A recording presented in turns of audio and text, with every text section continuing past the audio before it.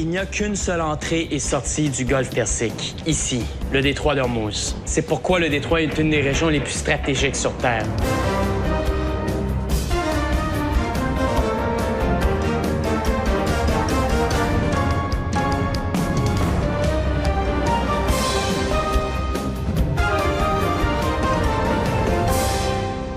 Bienvenue à Grand Reportage. Les États-Unis ont aujourd'hui une grande influence sur l'industrie pétrolière du golfe Persique. Et voilà que la Chine explose et qu'elle a, elle aussi, besoin d'énergie. Elle ne cessera pas d'acheter du pétrole en Iran. Et elle n'est pas seule, l'Inde non plus. Alors est-ce une ère de compromis ou d'affrontement qui nous attend? Un comportement impulsif pourrait vite provoquer des vagues dans le monde entier. Et sur ce nouvel échiquier, les joueurs eux-mêmes rendront ou non les mers houleuses. Alexandre Trudeau est monté à bord d'un pétrolier pour observer la transformation de l'équilibre du pouvoir au Proche-Orient.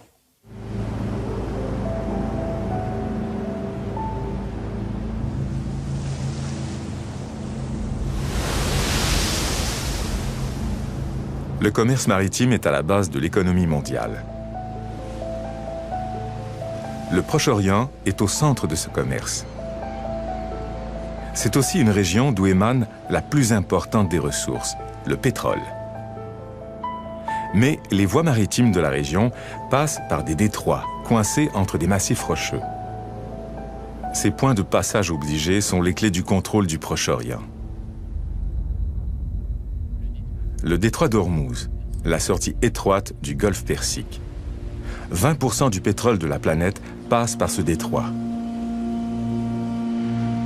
La rivalité entre l'Iran, Israël et les États-Unis en fait une poudrière.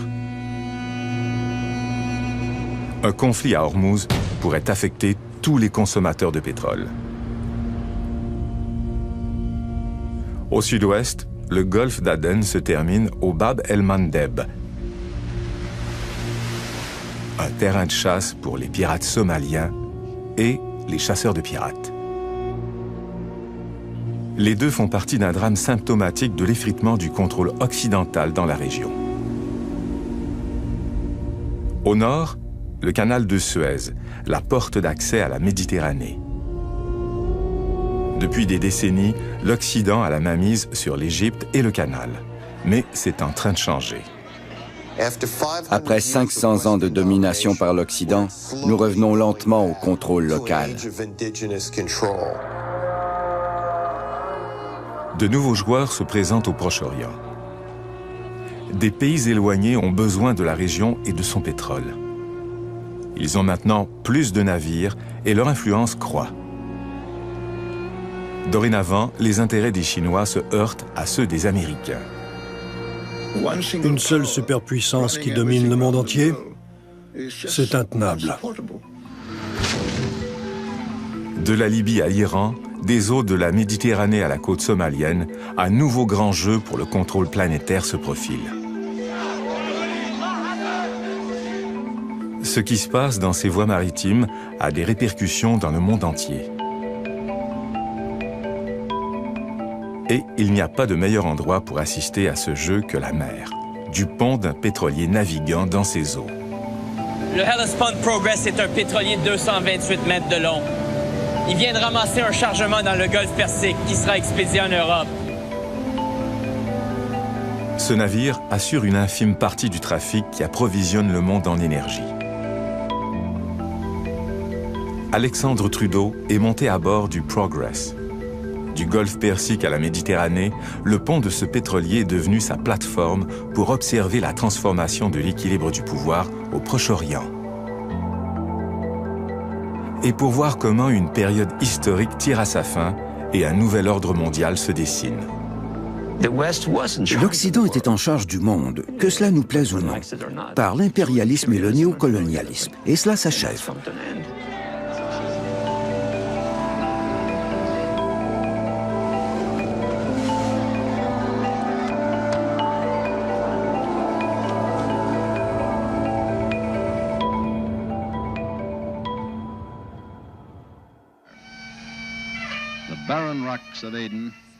L'ascension et la chute des empires ont une longue histoire au Proche-Orient. La dernière campagne de l'Empire britannique a eu lieu à Aden, il y a 50 ans. De là, les Britanniques contrôlaient les voies maritimes et les détroits du Proche-Orient. Mais dans les années 1960, les Britanniques n'avaient plus les moyens d'assumer les coûts de cette sécurité et ils allaient se faire expulser du Yémen par la population.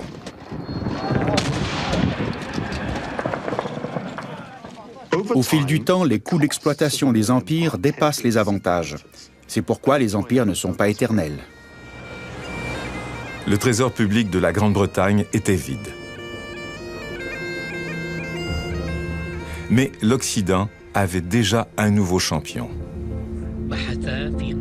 À la fin de la Seconde Guerre mondiale, le président Roosevelt a reçu le roi Abdul Aziz Ibn Saoud à bord de navires de guerre américains. Les États-Unis n'ont pas tardé à voir l'énorme importance stratégique du pétrole des sables d'Arabie. L'Arabie saoudite était à l'époque un pays désertique et sous-développé. Et les États-Unis étaient le plus grand producteur mondial de pétrole. Mais la fièvre du pétrole ne faisait que croître. Et partout où il y en avait, il fallait l'extraire pour satisfaire cette grande soif.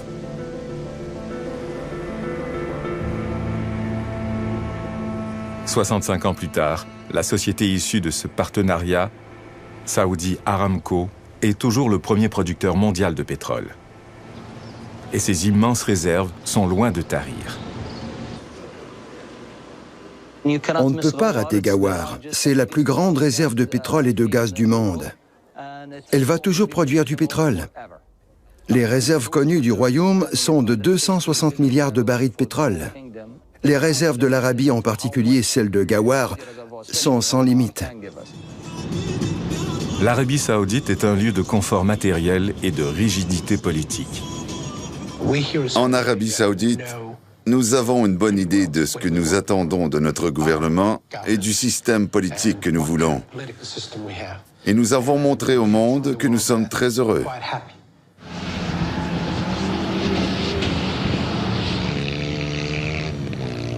Le paysage aride est devenu un terrain de jeu. Dans le royaume, la richesse pétrolière assure la paix intérieure. Mais le pétrole saoudien transite par voie maritime. Il dépend de corridors maritimes paisibles et ouverts, ce que garantit la présence des bases américaines. Nous contrôlons la mer. Nous dominons l'économie mondialisée. Et cela nous donne un pouvoir que personne d'autre n'a. Et c'est ce qui fait des États-Unis un empire. Ils contrôlent l'accès au pétrole. Les pétroliers comme le Progress sont donc redevables aux Américains pour leur passage dans la région. Voilà l'essence de la Pax Americana. C'est un trajet habituel pour le capitaine Amo et son équipage philippin.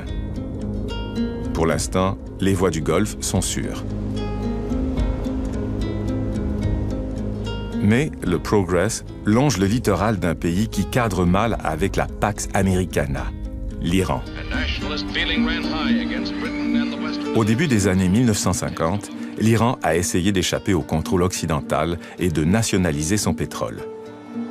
Mais les États-Unis et la Grande-Bretagne s'y sont opposés en mettant au pouvoir un chef qui leur serait soumis, le Shah. La souveraineté des autres ne serait pas permise si elle contestait le pouvoir américain, mais sans intervention directe de sa part. Mais quand cette stratégie a tourné au vinaigre en 1979 et que le régime du Shah s'est écroulé, la résultante a été bien pire que ce qu'avaient craint les Américains et les Britanniques. «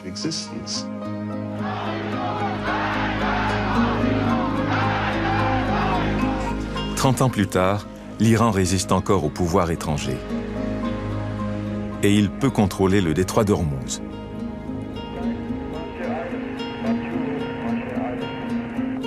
Il n'y a qu'une seule entrée et sortie du golfe Persique, ici, le détroit d'Ormuz. Il y a d'immenses réserves de pétrole aussi dans cette région. La grande majorité de ces réserves de pétrole quittent le golfe Persique par voie maritime, en prenant évidemment le détroit d'Ormuz. C'est pourquoi le détroit est une des régions les plus stratégiques sur Terre. Point de passage obligé, le détroit d'Ormuz peut être menacé du rivage.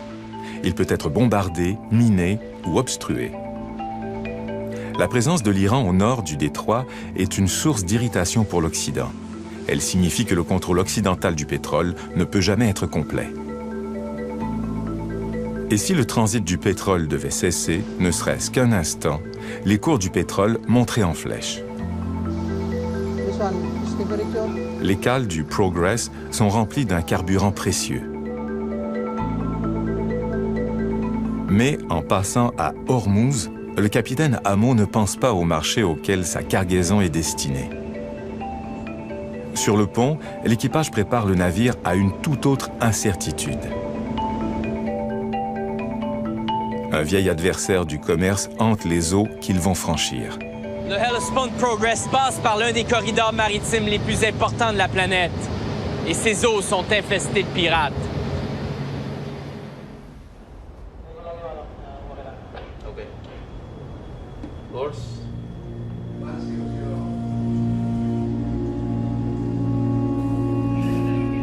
Les navires sont laissés à eux-mêmes dans l'océan Indien. Et les pirates sont particulièrement désireux de capturer des pétroliers. L'océan Indien est un gâchis maintenant, avec toute cette piraterie. Nos vies ont changé. Notre métier n'est plus divertissant. Des barbelés tranchants, des épouvantails, des jets d'eau et des gardes armés. Voilà ce qu'on déploie pour repousser les pirates. L'équipage du Progress ne peut que se demander pourquoi les grandes puissances qui ont tant fait pour assurer le libre passage du pétrole n'ont pas encore éradiqué cette menace. Off the coast of Somalia today, pirates hijacked yet another cargo ship. C'est le deuxième pétrolier en 2 jours à tomber aux mains des pirates.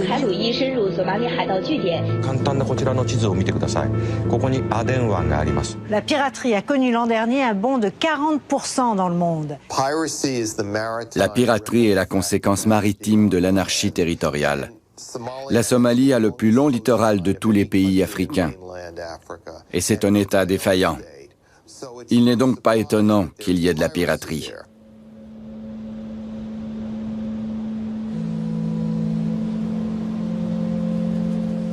La Somalie subit encore une de ses nombreuses sécheresses.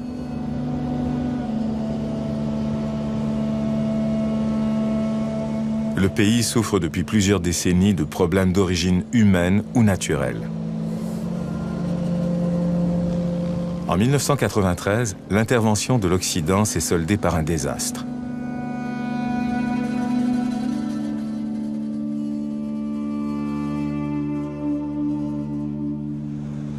Avec la piraterie, le chaos somalien se propage aux voies maritimes. Des entrepreneurs locaux ont trouvé le moyen de tirer profit des seuls éléments que la Somalie possède en abondance, une main-d'œuvre courageuse et endurcie et un littoral stratégique. Vu la géographie locale, la piraterie s'apparente à une taxe sur le transport maritime.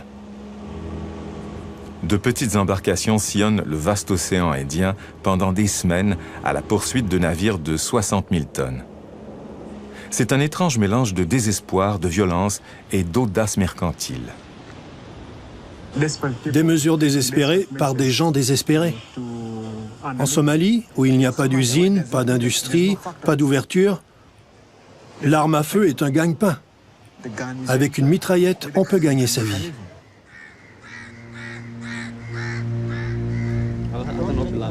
Ces pirates lourdement armés passent leur temps à mastiquer du khat, une drogue locale.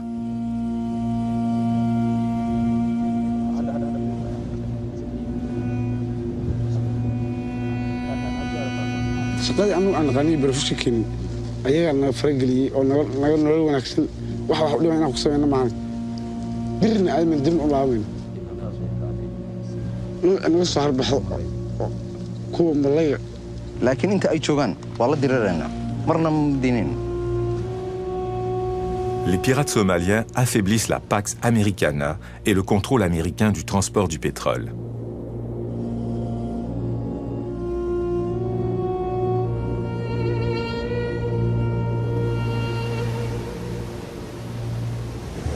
Le Progress commence son transit dans le golfe d'Aden, parmi les plus achalandées, stratégiques et dangereuses des voies maritimes.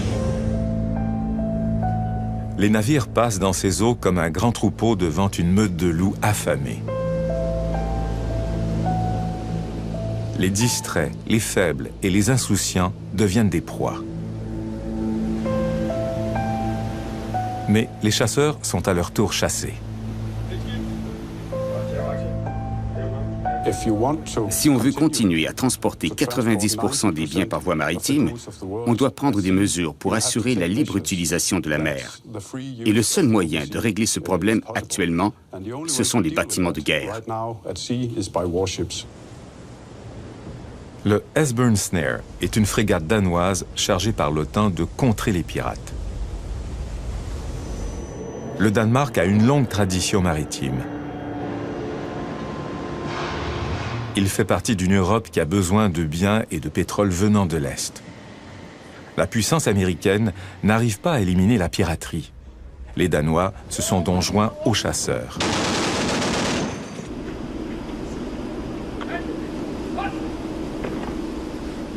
Mais la mission du Esbern Snare a connu un succès mitigé.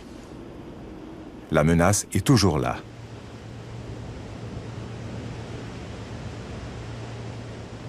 La région est simplement trop grande. Le Esbern Snare change donc de tactique. Il patrouille la côte somalienne. On surveille ce qui se passe sur le rivage pour repérer toute activité reliée à la piraterie.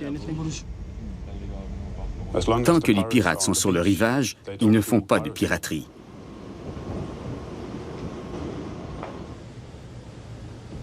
Mais même quand on appréhende des pirates présumés, la règle est souvent de les relâcher.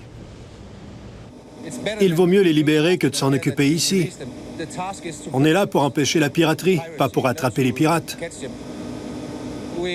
On a pris 2 skiffs, et la moitié de l'équipage, c'était des gars qu'on a déjà eus à bord. On les a enregistrés de nouveau et on les a libérés.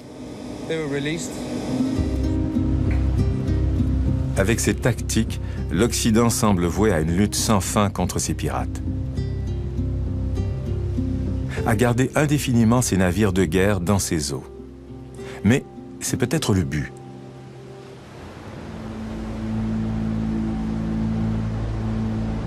La piraterie n'est pas la seule raison de la présence des forces navales dans la région. Ce navire de transport de ciment navigue paisiblement. Mais son pavillon attire l'attention des officiers du Esbern Snare. Le navire est immatriculé en Corée du Nord et sa destination est la partie sud de la Somalie.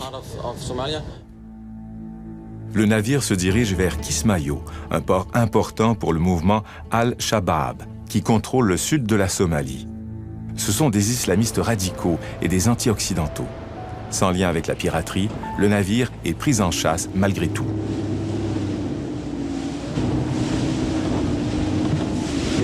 Nous venons de parler au capitaine. Tout s'est fait avec son consentement. On lui a juste donné quelques conseils pour éviter les pirates.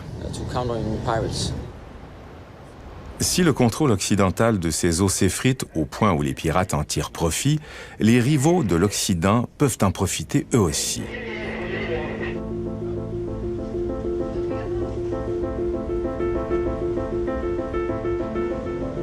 Après tout, le contrôle maritime de cette région est un jeu d'empire.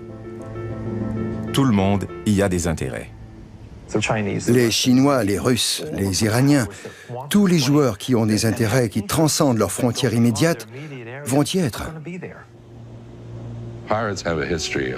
La piraterie a tendance à entraîner les marines du monde dans des endroits où elles ne seraient pas allées autrement.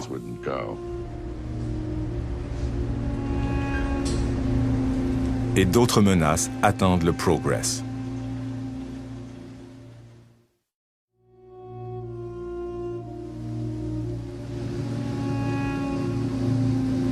Il est 5 heures du matin, le Progress atteint enfin le Bab el-Mandeb, ce détroit très étroit entre l'Arabie et l'Afrique. Tout le trafic en provenance de l'Asie, de la côte africaine, de l'océan Indien converge ici, avant de se diriger vers le nord, Ce sont des eaux très stratégiques. Bab el-Mandeb signifie « porte des lamentations ». Le risque augmente ici. C'est le lien maritime entre l'Asie et l'Europe. Le passage est étroit, la zone côtière instable.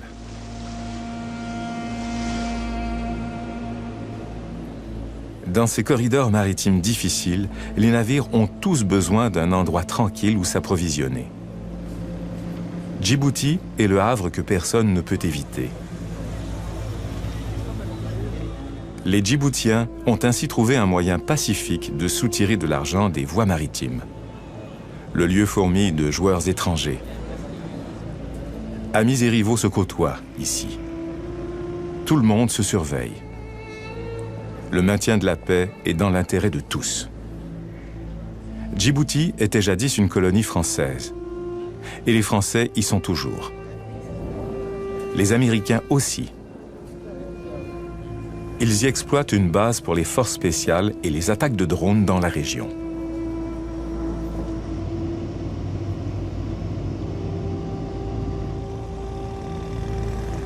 Les Japonais s'y installent aussi. Et les Russes sont présents. Même les Iraniens ont laissé leur marque. La République islamique a défrayé les coups du nouveau Parlement du pays. L'Iran tient à s'assurer d'une pertinence politique et militaire dans cette région clé. 2 destroyers iraniens patrouillent dans le golfe d'Aden. Leur but officiel, lutter contre les pirates. Je pense que la piraterie constitue pour eux une occasion de mettre en valeur leurs forces navales et de démontrer une certaine capacité. Dans ce nouveau grand jeu, la piraterie incite tous les joueurs à placer leurs pions à la porte des lamentations.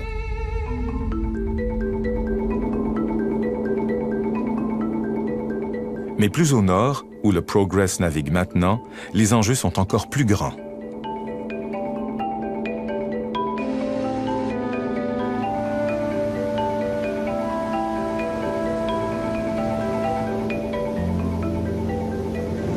Les grandes puissances européennes ont construit le canal de Suez au 19e siècle pour leur donner un accès plus facile à leurs colonies orientales. Quelques 140 ans plus tard, le canal est toujours aussi important pour l'échange planétaire des biens manufacturiers. Des navires à destination de ports éloignés défilent sans arrêt ici.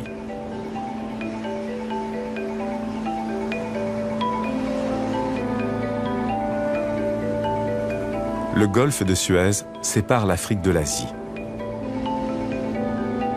En 1956, le canal a fait l'objet d'une guerre. L'Égypte voulait reprendre le contrôle du canal, mais les puissances occidentales qui l'avaient construit n'étaient pas prêtes à le laisser aller. S'il n'était pas déjà clair que l'Empire britannique avait fait son temps, c'était maintenant une évidence pour tout le monde. Les États-Unis ont aidé l'Égypte à reprendre le contrôle du canal, croyant ainsi pouvoir gérer la montée du nationalisme. Mais dans les années subséquentes, il y aura 2 guerres entre l'Égypte et Israël, avec le canal en toile de fond. Ce n'est qu'en 1978 que les États-Unis se sont finalement assurés de l'inclusion de l'Égypte dans la Pax Americana. Ils ont acheté sa collaboration avec une allocation de milliards de dollars pour le pays et son armée. Le canal est même ouvert à Israël, qui était jusque-là l'ennemi juré de l'Égypte.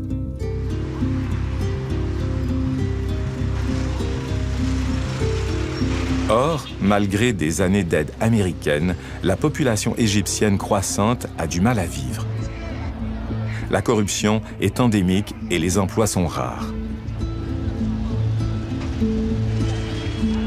Les Égyptiens sont de plus en plus insatisfaits de leur gouvernement. Pendant ce temps, les nouveaux médias renforcent les liens sociaux. On a vu dans le monde arabe une pénétration considérable par l'Internet et par les services de plusieurs dizaines de télévisions satellites. On voit maintenant des réactions à des événements qui déferlent comme un tsunami du Maroc au Yémen et à Oman.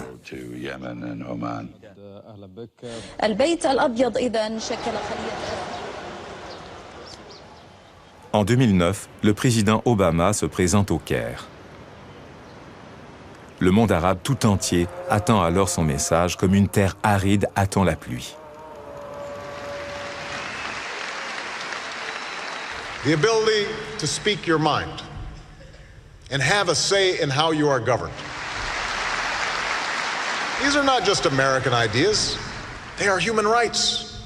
And that is why we will support them everywhere.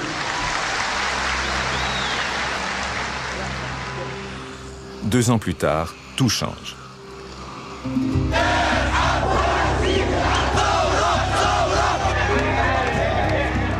Mais ces bouleversements ne servent pas nécessairement les intérêts des Américains.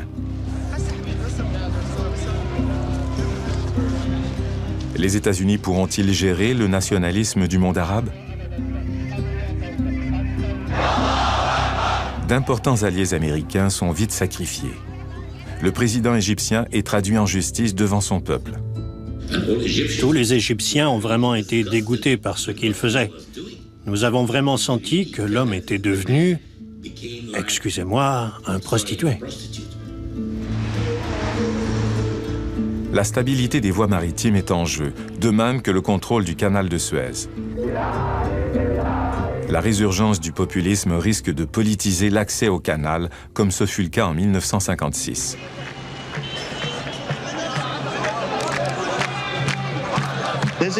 Il y a une révolution en cours. Nous ne devrions certainement pas présumer qu'il y aura des régimes démocratiques pro-occidentaux dirigés par des administrateurs de Google. C'est un scénario de 0 à 1% de probabilité. Le scénario le plus probable est celui de régimes islamistes qui risquent d'être plus imprévisibles. Chaque gain des islamistes aux urnes éloigne l'Égypte du contrôle par les étrangers, une option alléchante pour les masses. Ils ne prendront pas d'ordre de l'étranger. Ils ne compteront pas sur le soutien de pays étrangers pour leur survie.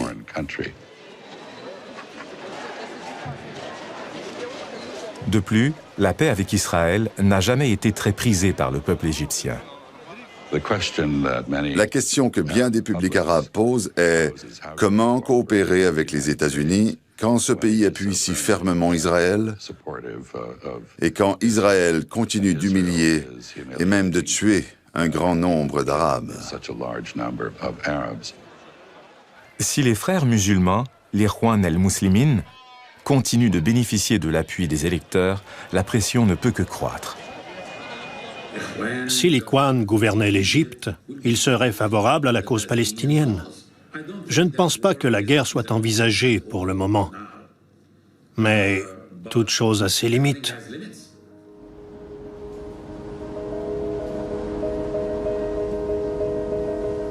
Dans les années à venir, le passage de navires comme le Progress dans le canal de Suez pourrait s'avérer moins facile.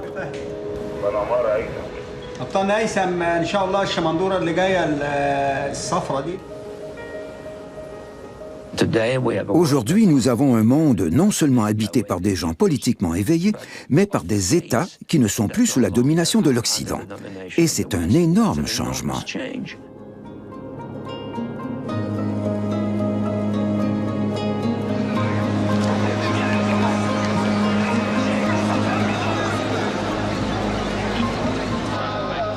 L'effritement de l'emprise américaine au Proche-Orient met particulièrement en péril Israël.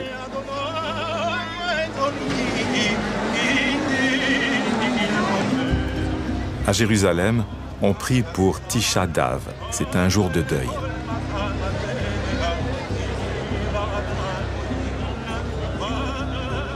On pleure la destruction du premier temple. Les croyants sont émus par des événements qui ont eu lieu il y a des millénaires. Mais c'est le danger actuel qui est évoqué quotidiennement par leurs dirigeants. A nuclear-armed Iran would ignite a nuclear arms race in the Middle East. The threat to my country cannot be overstated. We must take calls for our destruction seriously. Israël reçoit plus d'aide américaine que tout autre pays. Mais les tenants de la ligne dure en Israël s'inquiètent de l'ambivalence croissante de Washington. On a en Israël le sentiment que le recours aux États-Unis est moins sûr qu'avant, que la politique américaine face au Proche-Orient est devenue chaotique, qu'elle est tiraillée dans plusieurs directions et qu'elle n'est pas systématique. La question de l'Iran, en particulier, fait l'objet de débats à Washington. Le président Obama souhaite davantage de sanctions. Son rival républicain soutient l'agression israélienne. We can't continue to express a point of view that sounds like we're more concerned about Israel taking action against Iran than we are about Iran becoming nuclear. Bien qu'il n'y ait aucune preuve que l'Iran ait même pris la décision d'entreprendre un programme d'armement nucléaire, le plus proche allié des États-Unis dans le Golfe Persique parle aussi du danger. Nous voulons un Proche-Orient complètement exempt d'armes de destruction massive. Cela devrait et doit inclure l'État d'Israël. L'arsenal nucléaire d'Israël est de loin beaucoup plus important que toutes les armes que l'Iran pourrait acquérir. S'ils obtiennent quelques armes nucléaires de qualité douteuse, sans capacité de seconde frappe, avec des défenses aériennes très facilement pénétrables, quelle menace l'Iran pose-t-il? Pour Israël, la menace est assez sérieuse pour que le Premier ministre parle d'attaquer l'Iran en se basant sur des soupçons avec ou sans l'approbation des États-Unis. Israel always reserves the right to defend itself. Je pense qu'il est acculé au mur, en partie à cause de sa propre rhétorique. Si on maintient les sanctions pendant 6 mois encore sans qu'elles portent leurs fruits, le recours à la force sera alors inévitable. L'objectif est la destruction totale de toute capacité nucléaire de l'Iran, qu'elle soit civile ou militaire.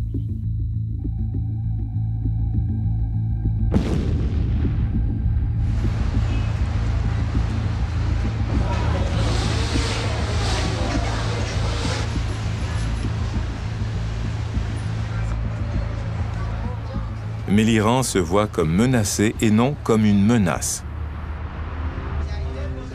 Sa doctrine stratégique est défensive. L'Iran est entouré de pays qui possèdent des armes nucléaires. Israël, un grand État nucléaire, le Pakistan.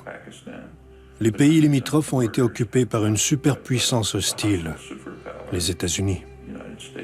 Quel pays du monde pourrait avoir un besoin plus pressant de dissuasion?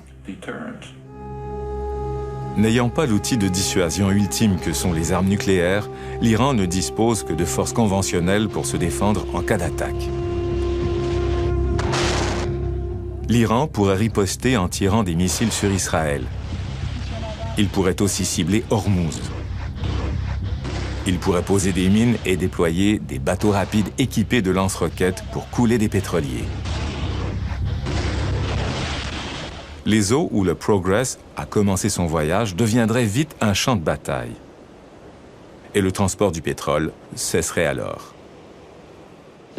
La situation risque de dégénérer. Et si le gouvernement développe cette idée de tuer ou d'être tué, il sera probablement très courroucé. Et je ne pense pas que quiconque ait beaucoup à gagner dans cette situation. Désespéré, l'Iran pourrait même viser la source du pétrole, les installations pétrolières des monarchies arabes de la rive sud du Golfe. 10% du pétrole brut mondial passe par l'installation d'Ab Qaïq. Enfin, une guerre contre l'Iran pourrait paralyser la production de pétrole et les prix monteraient en flèche. L'Iran cherche d'autres moyens de dissuasion. L'île de Bahreïn occupe une position centrale dans le Golfe Persique et les chiites y sont majoritaires. Ce pont lie le Bahreïn à l'Arabie saoudite. Au printemps 2011, les forces saoudiennes y ont envoyé une division blindée pour réprimer les manifestations croissantes sur l'île. Les chiites revendiquaient plus de droits et de représentation, une menace pour la monarchie sunnite du Bahreïn. Les Saoudiens se sont empressés d'attribuer les manifestations sur l'île à l'ingérence iranienne. Dès la deuxième journée, ces gens portaient le drapeau de l'Iran. Il s'agissait encore une fois d'une ingérence de l'Iran dans un pays du Golfe. Voilà pourquoi l'Arabie saoudite et les autres pays arabes du Golfe sont venus à l'aide de Bahreïn. Ce n'était pas un mouvement du peuple. Mais la préoccupation réelle de l'Arabie saoudite pourrait être différente. S'il y avait, au Bahreïn, une véritable monarchie constitutionnelle qui fonctionne, ce qui est possible, à mon avis, ce serait encore plus dangereux pour les Saoudiens. Le Bahreïn héberge aussi une base navale américaine d'une importance cruciale. Une prise de contrôle populiste de l'île ne serait pas de bon augure pour la puissance américaine dans le Golfe. Les Saoudiens veulent que les États-Unis maintiennent une position forte dans le Golfe. Et par conséquent, les Saoudiens jouent cette petite carte iranienne. Des vagues d'incertitude troublent les eaux du Golfe Persique. Le sort de chaque pays étant potentiellement en jeu, il n'y a qu'une grande question stratégique là-bas. Quel régime durera le plus longtemps? Celui de l'Arabie saoudite ou celui de l'Iran? Face à de tels enjeux, les États-Unis sont restés plutôt muets devant la répression des espoirs démocratiques par les alliés du Golfe. Le soutien américain pour la démocratisation en Irak a mal tourné pour l'Occident, et il a bien tourné pour l'Iran. Au Liban, la démocratie favorise le Hezbollah. Dans la bande de Gaza, la démocratie a légitimé le Hamas. Les deux sont maintenant proches de l'Iran. L'Iran est le bénéficiaire des bourses américaines. Il étend son influence, il augmente son prestige et ça accroît le potentiel de sa malice. Pour empêcher l'Iran d'accroître son influence, Israël souhaite donc une attaque préventive contre les installations nucléaires iraniennes. Vu la manière dont elles ont été construites, il en résulterait au plus un ralentissement du programme. Il ne serait pas complètement détruit. Pour des résultats assurés, Israël aurait besoin de l'aide des États-Unis. Les États-Unis ont-ils intérêt à sévir contre l'Iran pour soutenir Israël? C'est vraiment la clé. Du point de vue de bien des Américains, la réponse serait non. Pourquoi devrions-nous faire cela? Nous venons de mener plusieurs guerres coûteuses en Afghanistan et en Irak. Qu'est-ce qu'on y gagnerait? Une guerre contre l'Iran serait désastreuse. Un général américain a dit « Si vous avez aimé l'Irak et l'Afghanistan, vous allez adorer l'Iran. » C'est un bras de fer où chacun des joueurs éprouve les limites des autres. La menace de guerre aide les dirigeants israéliens à détourner l'attention de leurs propres problèmes arabes et oblige les Américains à adopter une ligne dure. Elle permet aux dirigeants américains de rappeler au monde leur puissance militaire. Elle permet aux Iraniens de rallier la population du pays et de gagner des appuis dans toute la région. Elle rappelle à tous que les voies maritimes et avec elles l'économie mondiale sont menacées. Et il n'y a pas que le Golfe Persique qui soit en cause. Le Bab el-Mandeb pourrait aussi être en jeu dans la rivalité américano-iranienne. La porte des Lamentations est bordée par des montagnes de part et d'autre. Du côté africain, il y a l'Érythrée, un petit pays plutôt hostile à l'Occident. L'Iran profite pour y renforcer ses liens diplomatiques. Mais en face, le Yémen est encore plus préoccupant. Le pays montagneux, tribal et désespérément pauvre. Le nord-ouest du pays est contrôlé par un groupe rebelle appelé les Houthis. Les Houthis sont des musulmans chiites, un autre lien possible avec l'Iran. Comme tels, ils sont un irritant pour les Saoudiens et ils les ont poussés à s'impliquer encore plus au Yémen. L'Arabie saoudite n'a pas envoyé des troupes au Yémen. L'Arabie saoudite a défendu ses propres frontières face au mouvement Houthi, une autre organisation terroriste que nous soupçonnons d'avoir des liens très étroits avec l'Iran. Au Yémen, le printemps arabe a provoqué le départ du président favorable à l'Occident et a poussé cet endroit déjà instable au bord du gouffre. L'Arabie saoudite et la communauté internationale ne peuvent pas, ou plutôt ne doivent pas, permettre que le Yémen devienne un État défaillant.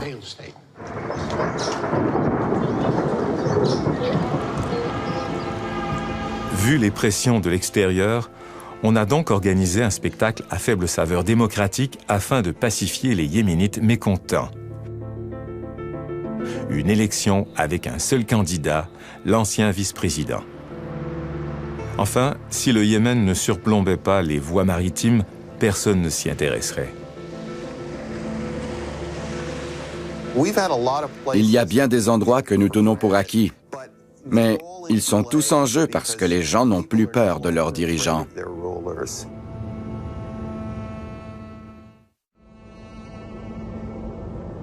Le Progress est dans les eaux plus sûres de la Méditerranée. Pour la première fois, le danger est derrière lui.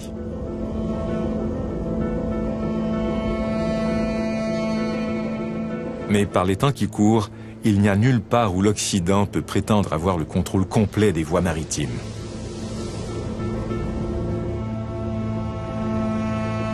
Le contrôle s'étiole en Égypte et des forces étrangères accèdent maintenant à la Méditerranée.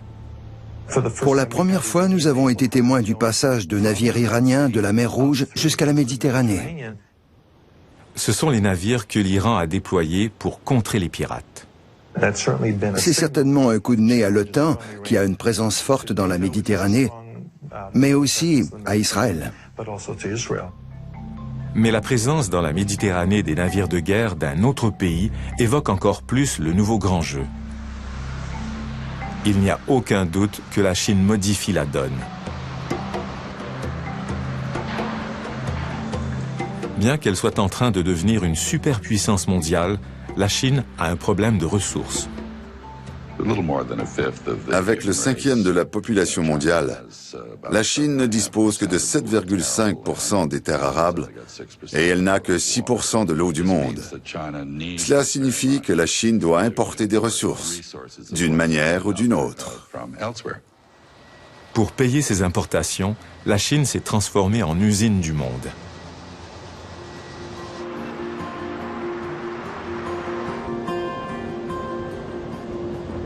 Il ne s'écoule pas une heure à bord du Progress sans qu'on aperçoive un cargo chargé de biens chinois exportés vers l'Occident. L'Empire naissant a même investi dans le port de Pirée en Grèce pour sa flotte commerciale. La réussite de la Chine en tant qu'exportateur est telle qu'elle est riche en devises étrangères.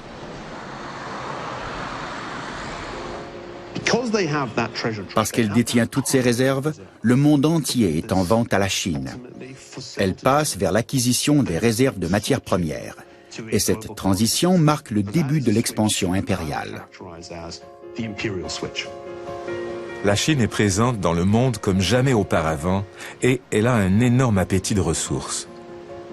Ses intérêts sont maintenant partout et sa marine aussi. Dans la Méditerranée, au cours des dernières années, la Libye est devenue une destination pour les investisseurs et les travailleurs chinois. La Libye est riche en pétrole. Et son dirigeant voulait diversifier ses alliances. Quand le printemps arabe a semé la zizanie en Libye, la marine chinoise a dû venir à la rescousse d'un nombre étonnant d'expatriés chinois. La Chine avait 37 000 travailleurs en Libye, qu'elle a dû évacuer. Cela illustre à quel point les intérêts de la Chine sont maintenant mondiaux. Vu la présence du dragon chinois dans la cour de l'Europe, les enjeux en Libye étaient encore plus importants pour l'Occident. Il fallait donc intervenir dans ce conflit. Aujourd'hui, le Conseil de sécurité a répondu à l'appel à l'aide du peuple libyen. L'objectif est clair: protéger les civils.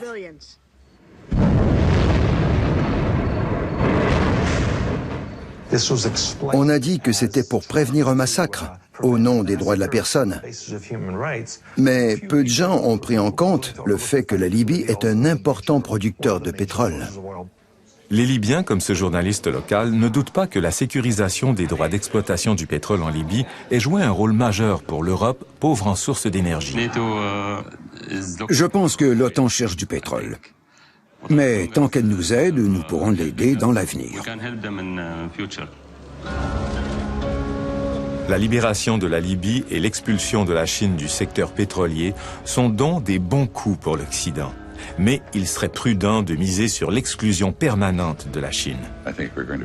Je pense qu'on va les voir revenir assez vite, car ils offrent une alternative très économique et efficace aux entrepreneurs européens et aux autres. Le nouveau grand jeu porte sur l'accès aux ressources. Et l'importance de la Libye ne se limite pas à son pétrole brut. C'est aussi un accès court, en terrain plat, vers le centre de l'Afrique, riche en ressources. La Chine se tourne vers l'Afrique pour satisfaire ses besoins en matières premières, parce que le continent africain a été négligé. Certains ont tendance à voir l'Afrique comme une sorte de foire humanitaire. Les Chinois y voient des occasions d'affaires. Si vous allez en Afrique aujourd'hui, vous y verrez la jeunesse d'un empire.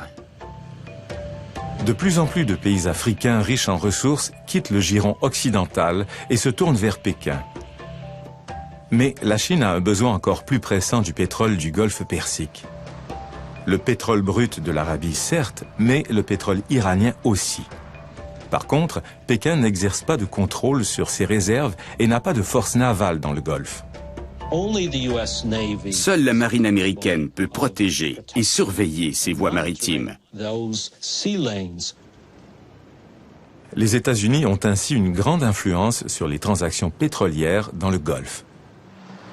Mais la Chine ne peut pas combler aussi facilement ses énormes besoins d'énergie.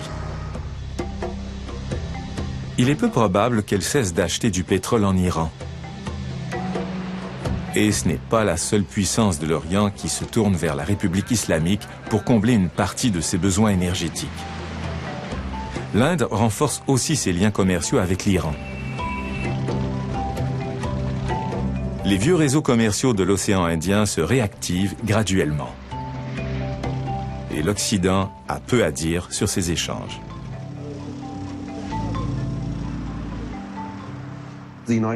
Les États-Unis vont avoir plus de difficultés à maintenir la Pax Americana. L'Occident n'arrive pas à stabiliser la Somalie qui engendre des menaces de pirates pour tout le monde. Il est aux prises avec de nouvelles réalités politiques en Égypte, au Yémen et au Bahreïn. Les alliés américains dans la région ne sont plus en terrain stable. Tout cela après que les États-Unis aient dépensé une fortune au Proche-Orient.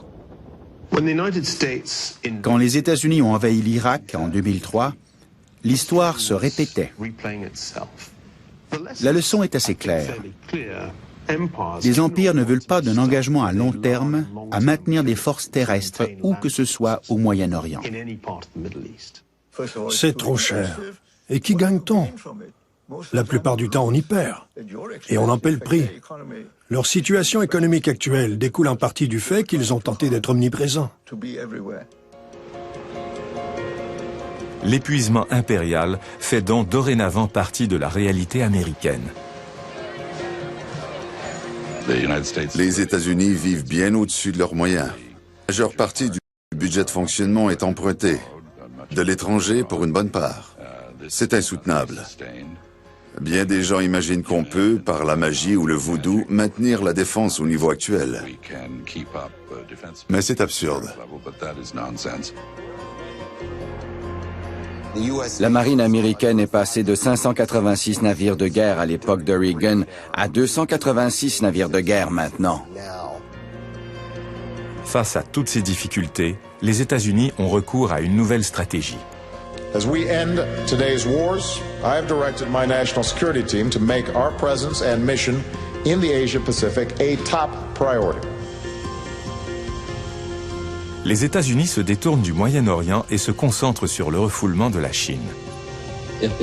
C'est une sorte de menace latente à la Chine qui dit « Nous pouvons couper votre artère d'alimentation en énergie et vous ne pouvez pas la défendre. » Cette stratégie pourrait concentrer les ressources militaires décroissantes de l'Occident sur son plus grand rival potentiel, mais elle risque de miner l'appui actuel de la Chine pour la Pax Americana et de l'antagoniser.